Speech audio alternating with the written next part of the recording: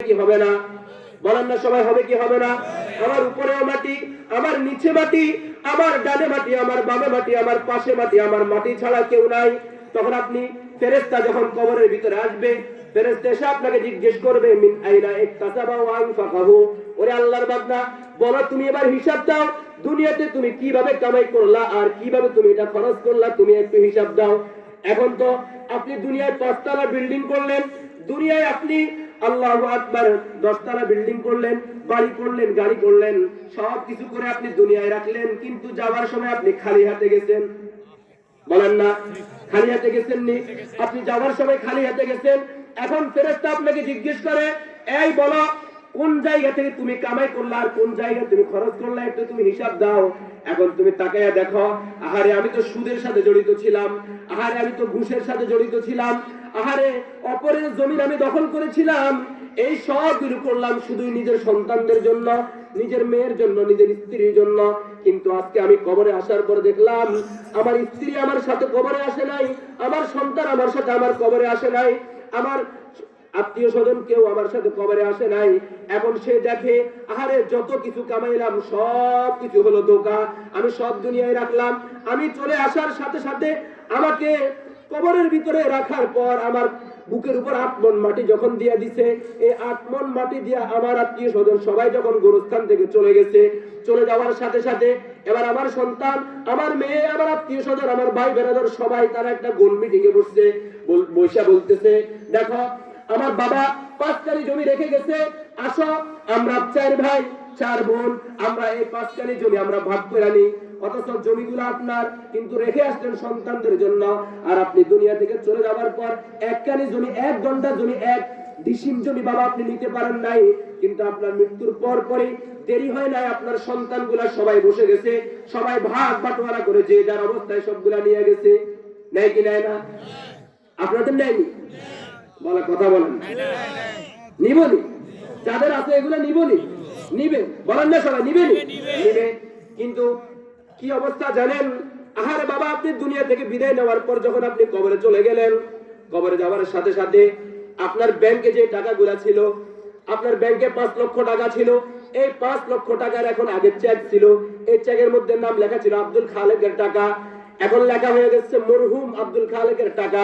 এখন তো আপনার টাকাও নাই, আপনি তো কিছুই রাখতে পারলেন না, সব কিছু উপরে রাখলেন, আপনি চলে গেলেন কবরে, এখন আপনি খালি। এখন আপনাকে ফেরেশতা প্রশ্ন করলো, মিন আইনা ইকতাসাবা ওয়া আনফাকাহু। ওরে আল্লাহর বান্দা, কোথা থেকে তুমি কামাই করলা, কোথায় তুমি খরচ করলা, এবার তুমি একটা হিসাব দাও। এখন আপনি হিসাব দিতে গিয়ে দেখেন, আহারে দুনিয়া তো সব কিছু ধোঁকা, দুনিয়া যা কিছু রাখলাম সব কিছু এমনি রেখে চলে আসলাম, আমার জন্য তো কিছুই নাই। আপনি সব রেখে চলে আসলেন, এবার আপনি হিসাব দিতে পারেন না। হিসাব যখন দিতে পারেন না, তখন আপনি আল্লাহকে ডাক দিয়ে বলেন, ওগো মালিক, আপনি আমাকে সামান্য সময়ের জন্য আবার দুনিয়ায় পাঠিয়ে দেন। কে বলে?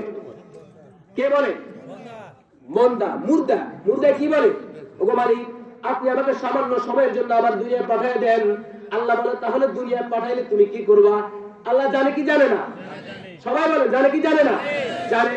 এরপরে আল্লাহ বলে, তুমি দুনিয়ায় যাওয়ার পর তুমি কি করবা? তখন সে বলে, সে আল্লাহকে বলে, ফাআকুম মিনাস সালিহিন, ফাআসাদদাকা ওয়া আকুম মিনাস সালিহিন। সে আল্লাহকে বলে, ওগো মালিক, আমার যত সম্পদ আছে সব সম্পদগুলো আমি তোমার রাস্তায় বিলীন করে দিব। কথা বল। যেমন আজকে জমিরিয়া মোবারক, এই মোবারকিয়া মাদ্রাসার জন্য আপনাদের কাছে কালেকশনে গেছে, কালেকশনে যাওয়ার পর অনেকে 5 টাকা দিবেন, অনেকে 2 টাকা দিবেন, কেউ 100 টাকা দিবেন, কেউ দেন নাই।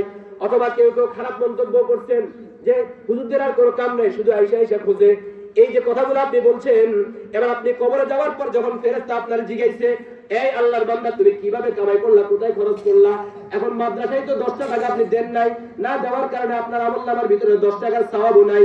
এখন আপনি বলেন, ওগো আল্লাহ, তুমি আমার দুনিয়া আবার পাঠিয়ে দাও, যদি তুমি আমার দুনিয়া পাঠিয়ে দাও, ফাআসাদদাকা, আমার যত সম্পদ আছে সব সম্পদগুলো আমি তোমার রাস্তায় দিয়ে দিব। আল্লাহ বলে, এরে মিথ্যু। কথা বল ঠিক। আল্লাহ কি কয়? এরে মিথ্যু, তুই কেমনে কথা বলস?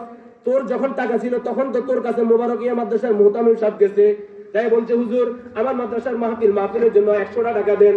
তুই তো হুজুরকে অপমান করে পাঠাই দিছিলি, এখন তুই কবরে আসার পর যখন তোর কাছে আসছে, এখন আমার ফেরেশতা তোর জিগাইছে, এবার তুই বলতেছিস আমার পাঠাই দেন, আমি সব সম্পদ দিয়া দিব। আল্লাহ বুঝে না? আরে কোন আল্লাহ বুঝে কি বুঝে না? আল্লাহ করে সিটিং কেমনে এগুলা করস? তুই সিটিং যে এটা আমি বুঝি, এজন্য তোরে জানি। তুই কবরে আসার পর তোর আমি পরে প্রশ্নগুলা করব। এখন তুই যতই বলস কোনো লাভ হবে না। এরপরে সে বলো আল্লাহ যদি পাঠিয়ে দেন দুটা কাজ করব। কয়টা কাজ বলেন সবাই? কয়টা? একটা হলো আমি আমার সব সম্পদ আল্লাহর রাস্তায় দিয়ে দিব। আরেকটা হলো ওয়া আকুম মিনাস সালিহিন, ওগো আল্লাহ আমি পুরা আল্লাহ ওয়ালা হয়ে যাব, আমি নেককার হয়ে যাব। কি হবে? নেককার হবে। কি হবে? নেককার হবে। কে কয়? বান্দায় কয়। কে কয়? বান্দায় কয়। আল্লাহ বলে এর নেককার হওয়ার কি সময় ছিল না? কবরে আইসারি নেককার হও, দুনিয়ায় থাকার অবস্থায় তুমি নেককার হইতে পারো নাই। কথা কম। আমাদের কি নেককার হওয়ার সময় এখন না কবরে যাওয়ার পর? এখন। নামাজ কি এখন পড়া দরকার না কবরে? এখন। কবরে যাইলে নামাজের দরকার আসেনি? কথা কম না, সবাই বলেন আসেনি? রোজা, হজ, যাকাত কোনো কিছু দরকার আছে? তাসবিহ তাহলিল কোনো কিছুর কাম আছে না? কোনো কিছুই সেদিন কামে আসবে না। সবগুলা কোনো কাজে আসবে না। এই সবগুলা আজকে দুনিয়ায় কাজে আসবে। এখন আপনি দুনিয়ায় আসার পর আপনার কাজ কি? আপনার কাজ হলো দুনিয়ায় থাকা অবস্থায় আপনি এগুলা কামাই করা, আল্লাহর কাছে দোয়া করা। ওগো আল্লাহ, যেই দুনিয়াতে তুমি আমার হায়াতটা দিলা, এই হায়াতটা যেন তোমার কাজের মধ্যে আমি ব্যবহার করতে পারি, এই জন্য আল্লাহর কাছে দোয়া করা। কথা কোন ঠিক না বেটি? এখন আল্লাহকে যখন এই কথা বলছো, ওগো মালিক আপনি যদি আমার দুনিয়ায় পাঠিয়ে দেন তাহলে আমি দুটা কাজ করব। এক নাম্বার কাজ, আমার যত সম্পদ আছে সব সম্পদগুলো তোমার রাস্তায় বিলীন করে দিব। এরপরে আমি নেককার হয়ে যাব। আল্লাহ বলেন না না, তোমার এখন দুনিয়ায় ফিরে যাওয়ার কোনো সুযোগ নাই। দুনিয়া থেকে বিদায় নিয়ে যে মানুষটা কবরে আসে, ওই মানুষটা কবর থেকে দুনিয়ায় যাওয়ার আর কোনো সুযোগ নাই। আসেনি? আর কোনো সুযোগ আসেনি না। তো এখন কাজ কি? এখন কাজ হলো আমাকে দুনিয়া কামাই করা না, আখিরাত কামাই করা। কোনটা? সবাই বলেন না। আখিরাত কামাই করা। এখন আল্লাহ তাআলা এই কথাটা আল্লাহর নবী এই দোয়াটার মধ্যে এটাই শিখান। আল্লাহর নবী বলেন আল্লাহুম্মা বারিক লানা ফি রজব ওয়া শাবান ওয়া বাল্লিগনা রমাদান। ওগো আল্লাহ, রজব এবং শাবানের বারাকাত আপনি আমাকে দান করেন, আর আমার হায়াতটা আপনি কি পর্যন্ত বাড়ায়া দেন? রমজান পর্যন্ত বাড়ায়া দেন। এইভাবে আল্লাহর কাছে দোয়া করা।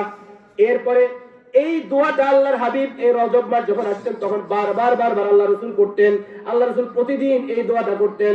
এখন বলেন, একেবারে আপনাদের তো স্মরণ দেওয়া উদ্দেশ্য না, বা আপনাদেরকে কিছু বলা উদ্দেশ্য না, শুধু দিলে লাগানোর জন্য বলেন তো দেখি, আমরা রজব মাস শুরু হওয়ার পরে কি প্রতিদিন এই দোয়াটা পড়ছি? আমরা অনেকে জানিও না।